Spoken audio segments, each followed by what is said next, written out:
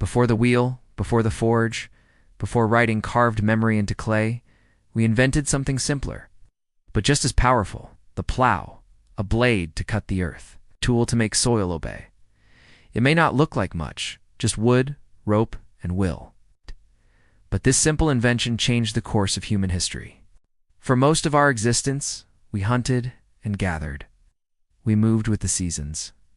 We followed the food. We lived with the land, not on it. Then someone asked, what if we stayed? What if the land could feed us, here, again and again? That question led to farming, and farming led to the plow. A stick at first, then bone, then sharpened wood, then bronze, then iron. The plow cut through tough, wild soil and made it yield.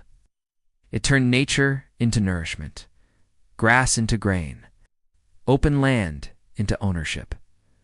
With the plow, we no longer chased food. We produced it more than we needed, and that changed everything. More food meant more people.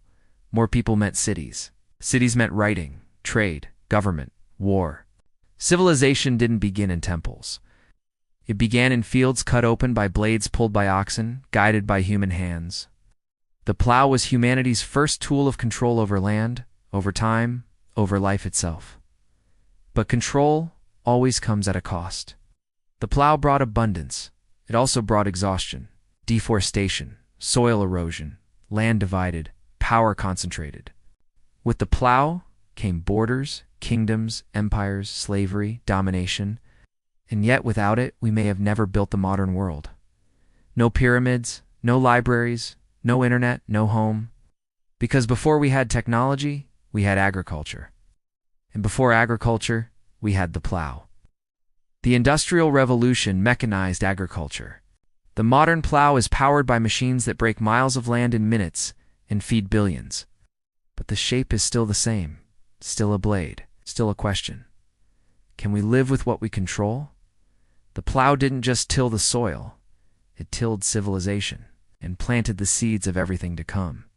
Now, when we think of farming, we might think of golden wheat fields rippling in the breeze, endless green pastures dotted with grazing cows. But for most of human history, farming meant something very different, something harsher. Plants and animals domesticated, reshaped, and forced to produce more, larger, stronger. Humans weren't the only ones in control. Farmers bred crops and livestock. They selected for desirable traits: size, color, yield. Over time, plants and animals became different from their wild ancestors, often unrecognizable. Take wheat.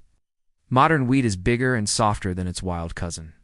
And cows, well, domestic cows are descended from the mighty aurochs, an enormous beast that once roamed Europe.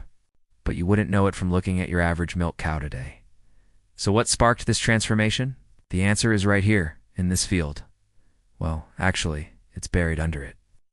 It all starts with soil. When humans began farming, they brought new demands to the land, while plants and animals couldn't keep up. So farmers started saving seeds from the biggest, juiciest fruits and the hardiest grains.